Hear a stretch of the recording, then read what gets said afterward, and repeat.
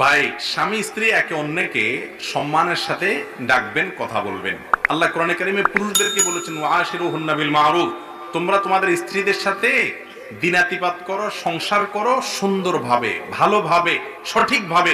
তুই বলে যদি ডাকে, তোকারি যদি বলে, তুই তোকারি করলে এটা কি ভালোভাবে বসবাস করা হয়? না, এটা ভালোভাবে বসবাস করা হয়, এটা ছোট লোকই। রাগের চোটে স্ত্রীকে তুই তোকারি করলে এটা জায়েজ নাই।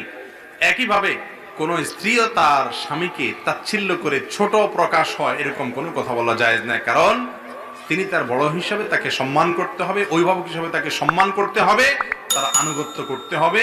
এটা আল্লাহর পক্ষ থেকে নির্ধারিত আবশ্যক বিষয়। বিধান একে অন্যকে তুই তোকারি করা, তাচ্ছিল্য ভরে কোনো কথা বলা, এটা কারোর জন্যই জায়েজ না, স্বামীর জন্য না স্ত্রীর জন্য। আল্লাহ তাআলা আমাদেরকে সব জায়গায় ভদ্র এবং ভালো মানুষ হিসাবে বসবাস করার তৌফিক দান করুন।